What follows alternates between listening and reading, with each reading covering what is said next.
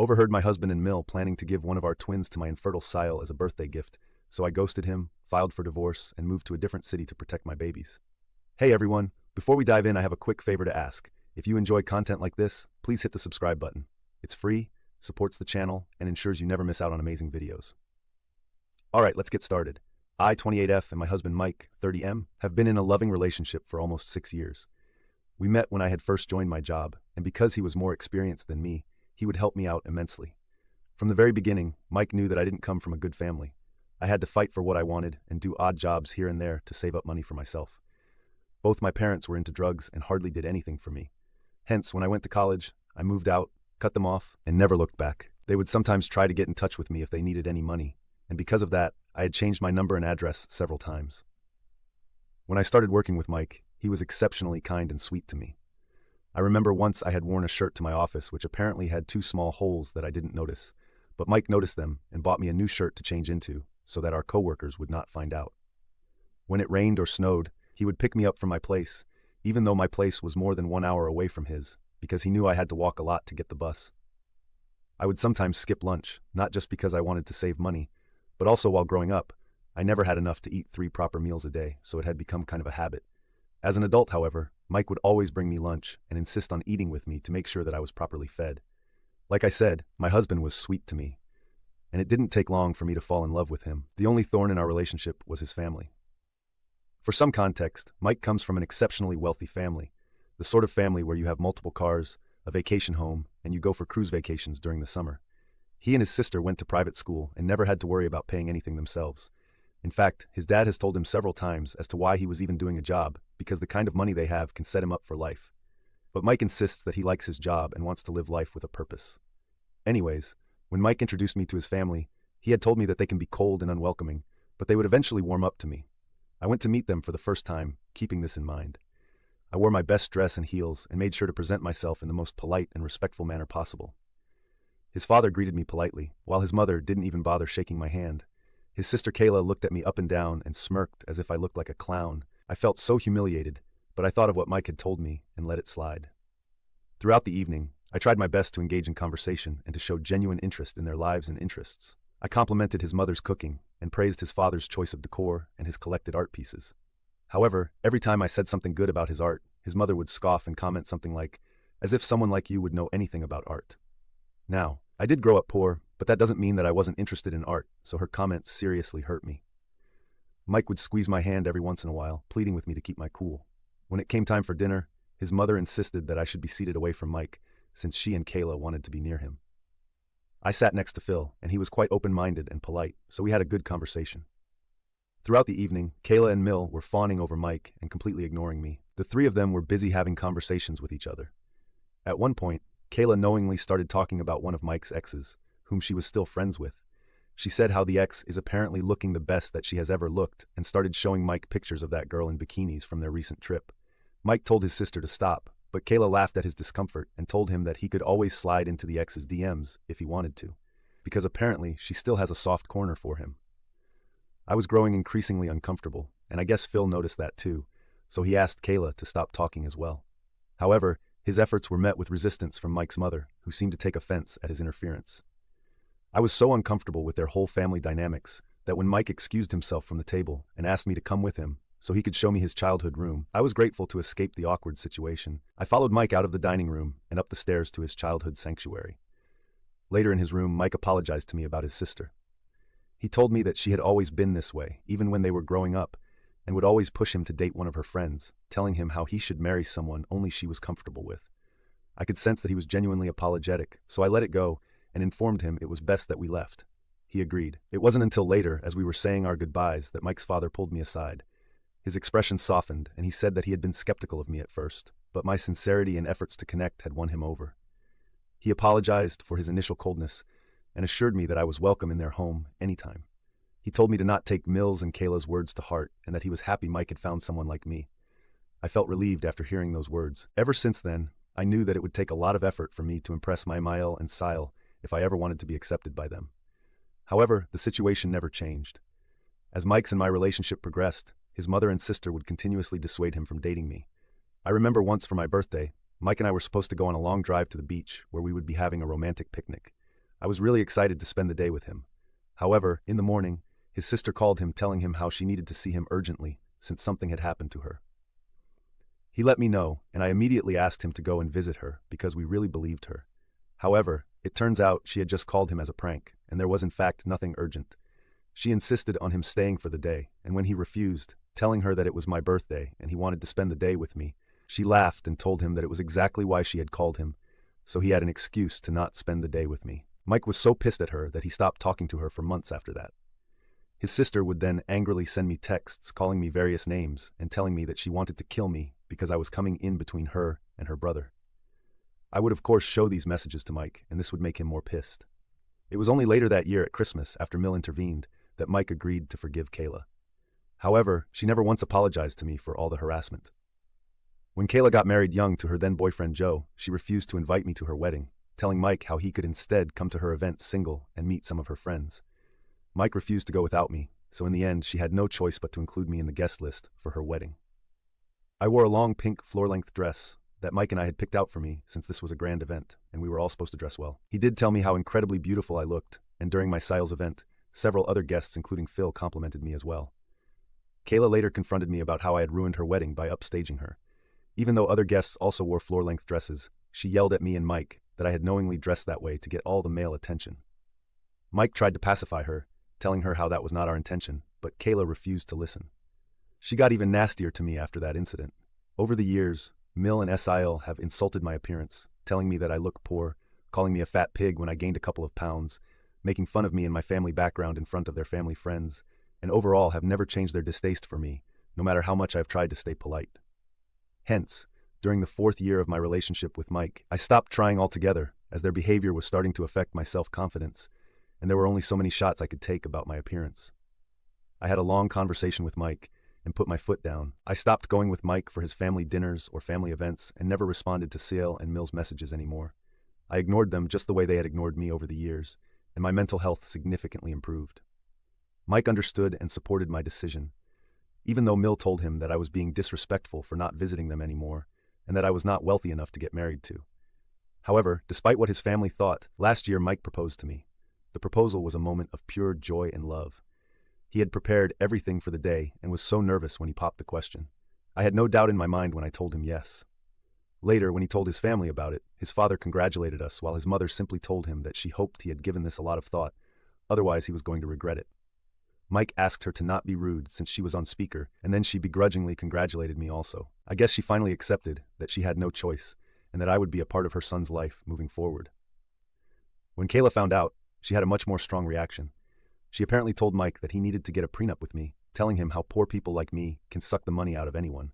That was not only offensive, but it shocked Mike as well about how low his sister thought about me. He told her firmly that if she didn't like the fact that he was getting married to me, then she was welcome to not attend.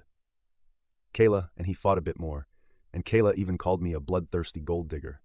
However, 2 days later, she sent me a text message apologizing to me for everything, and I thought maybe she and Mill had talked and understood that there was nothing that she could say or do at this point to keep her brother away from me.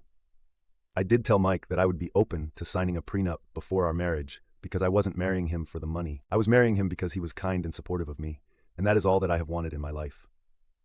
I had a good job, and I was happy with what I had, so I didn't need anything more from him. Mike assured me that he knew my heart and he was never going to ask me to sign a prenup. As the wedding was approaching, I wanted to look my best, so I started to work out rigorously. I would sometimes post after gym selfies on my social media, and they were perfectly appropriate pictures. I never posted any racy pictures. However, one weekend, Mike came back home after his family dinner and told me how Kayla and his mom had told him that I must be cheating on him since I was knowingly posting all these pictures to get attention from other men. He went on to say how he stood up for me and told them that he didn't mind the pictures. But Kayla told him that this is how women start to cheat on their partners, which then made him think. He asked me up front if I was cheating on him, and I was taken aback by his question. I firmly told him no, and how I was even offended that he would ask me such a question. He started to apologize to me and told me how his sister and mother got into his head, and he never would have questioned me otherwise. To give some context, my account is private, and I have more female followers in my account than male. So to this day, I have no idea why Mill and Kayla would even say something like that to Mike. During the wedding, Mill and Kayla did everything that they could to cause even more issues. Kayla kept saying how she wanted to be a bridesmaid, but I refused point blank. So then Mill called me and chastised me for not including Kayla and how bad it would look to the family. I pointed out to her that Kayla never included me in her wedding party either, but she told me that Kayla is going to be my SIL, so I have to include her, otherwise she would not be paying for our wedding. This led to a huge fight. When I told Mike everything, he talked with Phil, who assured us that it was his money, and Mill had no say in our wedding whatsoever. I can only imagine Mill's face and how she must have felt when she would have learned that her attempt to manipulate our wedding plans had failed. Our wedding happened after this without any more incidents or interference by SIL and Mill.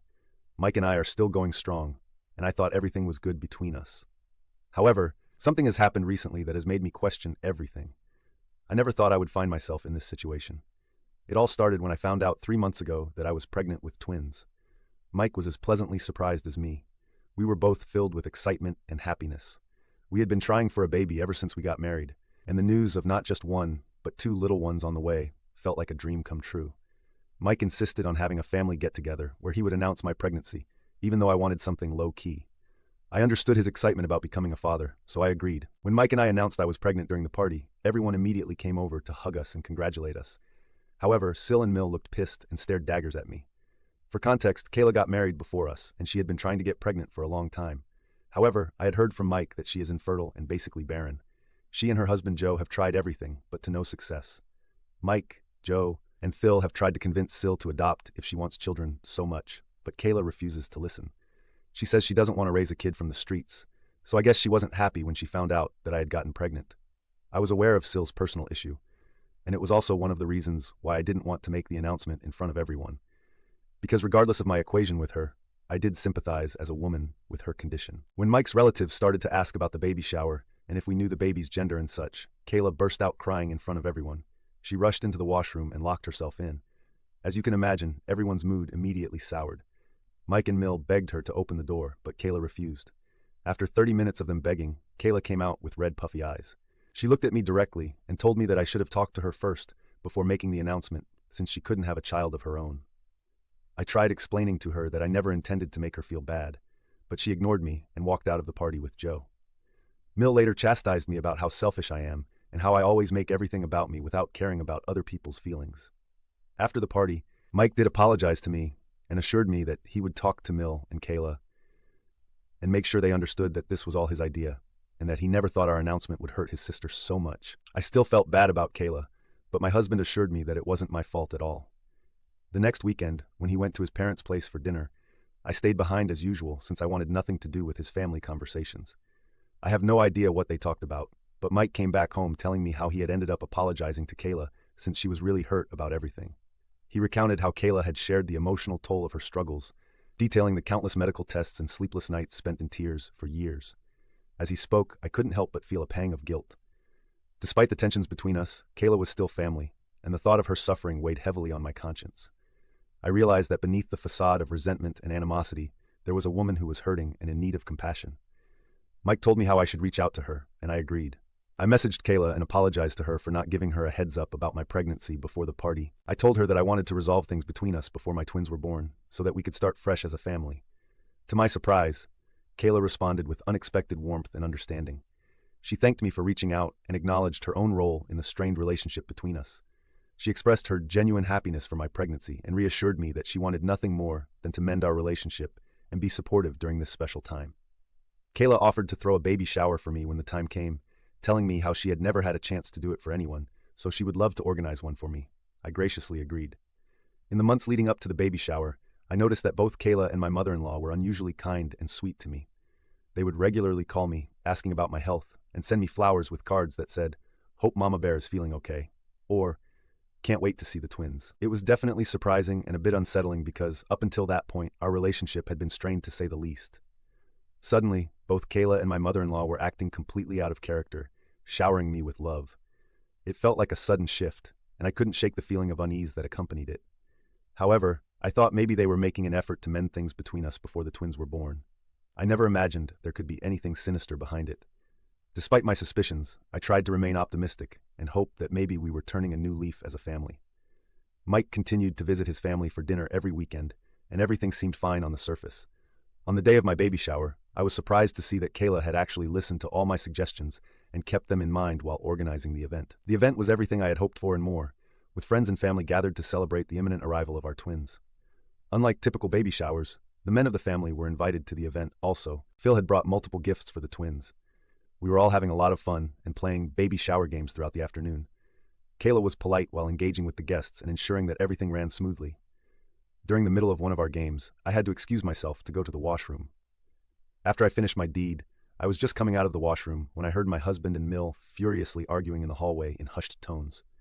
Curiosity piqued. I paused for a moment, straining to hear their words. They didn't know I was listening.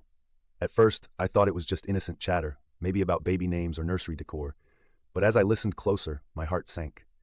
Mill was asking my husband if he had a conversation with me yet regarding their plan with the twins. Mike told her to lower her voice since someone could hear them, but Mill told him that the time was coming near and he needed to man up and talk to me. Mike told her that he was working on it and that it wasn't an easy conversation to have. Mill then told him that he needed to have this discussion before the twins were born, otherwise they wouldn't be able to give one of the twins to Kayla on time for her 27th birthday. She told him how he had already agreed to SIL's demands and had no way out since she had been looking forward to getting a child for months now. My eyes widened in shock as I processed these snippets of conversation I had overheard. My heart raced with a mix of disbelief and growing dread as the gravity of their discussion sank in. The realization hit me like a ton of bricks. They were discussing giving one of our twins away to my sister-in-law as a birthday gift. I couldn't believe what I was hearing. It felt like a punch to the gut. I stood there frozen as they continued to talk about their plans as if it were the most normal thing in the world. My mind raced with a million thoughts and emotions: anger, hurt, sadness, but most of all, betrayal. I had thought my husband, Mill, and SIL were happy about our pregnancy, about our twins. But now I realized that their happiness wasn't because of our growing family. It was because of their twisted plan to give away one of our babies. At that moment, I felt like I didn't even know my husband anymore. How could he betray me like this? How could he even consider giving away our child? Our babies were not gifts to be given away. They were our children, our flesh and blood. I waited patiently for them to finish their conversation, as I didn't want to be caught, and then I slowly walked out of the washroom. I was shaking in fear and anger. However, I held it together as best as I could in front of others. Since the baby shower, I've been racking my head to come up with a plan so I can escape this situation as fast as I can. I can't endanger my twins in the future. This family is crazy, and I can't even trust my husband anymore. I want to scream at him every time I see him, but I'm trying to pretend that all is well so I can work on my escape plan. However, because of my pregnancy hormones, I am a bit worried that I will be the villain for leaving my husband without even asking for an explanation. I don't mind being a single mother, but should I give the father of my children a chance to explain himself before tearing apart the family? Update 1. Thank you everyone for your advice and suggestions. I read through all the comments and I have made up my mind now. I want to assure you that I will never let anyone take away my baby from me. I have reached out to my best friend of many years and I have asked for her help. She is as shocked as me that my husband could plan such a thing with his family. She has agreed to come and help me move my things so that I can live with her while I file for divorce from my husband. Tonight is the last night I will stay in the same house as Mike, and tomorrow I will leave without a note or an explanation, because he doesn't deserve one. Update 2. It's been 2 weeks since my last update. I wanted to update everyone on what has happened since my last post. As I mentioned before, I made the decision to file for divorce from Mike after overhearing his conversation with his mother about their plan regarding our twins. It was a heartbreaking decision, but I knew it was the right one for me and my babies. With the help of my best friend, I gathered all my belongings and left our house while Mike was at work. It was a difficult and emotional moment when I walked out of those doors, as I never imagined a day would come when I would leave my husband. But I know I have to prioritize the safety and well-being of myself and my unborn children. I have since filed for divorce. Even though Mike has tried to reach out to me multiple times, I haven't blocked him, as I do want to be cordial with him until the divorce is done. Since Mike has no idea that I overheard him with his mother, he has sent me several text messages accusing me of betraying him and how his family was right all along. I haven't sent him a single explanation because I know no matter what I say, he and his family will try to gaslight and manipulate me. So for now, they can think whatever they want. The truth will come out during the divorce proceedings. I have blocked SIL and Mill, although I do feel a bit guilty about not answering Phil's calls. I have no idea whether he was involved in this plan or not, so I can't take any chances. I have spent the last few days just crying, while my best friend has sat with me and never left my side. She has assured me that I'm not a bad mother for leaving such a man, and has tried to lessen my guilt since I will be a single mother from now on. I plan on going back to work as soon as I can. My best friend, who works from home, has agreed to babysit my twins when I do join the workforce. However, I have insisted on paying her for her time, as babysitting twins won't be easy. I know this isn't a solid plan, and I wish I had reliable parents who could help me out in this situation, but unfortunately I don't.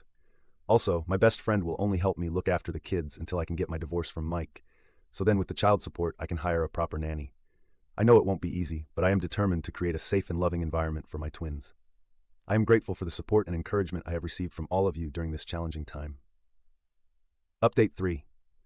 Hello everyone, it's been 6 months since my last update. A lot of things have happened since then. First of all, I have given birth already, and now I'm the proud mother of my beautiful twins, Jackson and Vinny. I was so nervous before giving birth, but the moment I held my beautiful twins in my arms for the first time, all of my worries melted away. They are my everything, and I'm glad that I took them away from that crazy family. My divorce from Mike was finalized, and despite his pleading, he was not granted custody of the children. He did find out during the proceeding exactly why I had left him, and he was shocked that I had found out about his plan. He tried to apologize and explain himself, telling me how he was compelled and pressured by his family every day and how he had no choice, but I was further disappointed with his cowardice. It turns out that Phil did know about everything, and although he had tried to dissuade SIL and Mill, no one had listened to him. I am so disgusted by this family that I have felt no remorse since divorcing Mike. I didn't ask for a single penny for alimony, but he has agreed to pay a hefty amount for child support, which will be enough for me to provide the best for my children. Mill and SIL did try to get in touch with me and even showed up during the divorce proceeding, screaming and yelling at me for taking away the twins from them. They told me how they could have provided my children with everything and that I was a bad mother for being so selfish. In the end, they had to be restrained by the guards. I'm glad that they embarrassed themselves publicly because it helped me get a restraining order against them. Since the divorce, Mike has tried to remain in touch with me, pleading for a chance to talk and reconcile, but I can never trust him again around my children. With the help of my best friend and a supportive network of friends and family, I've been able to navigate the challenges of single parenthood these past few months. Recently, I have made the decision to move out of the city entirely, as I want to create a fresh start for myself and my children, far away from the toxicity and manipulation of Mike's family. I know as long as I live in the same city, they might try to get in touch with my twins, and I don't want that. With full custody of my twins, I have the freedom to build a new life wherever I choose, and I intend to make the most of that opportunity. Moving forward, I'm going to be focused on myself and my babies, so there will be no further updates.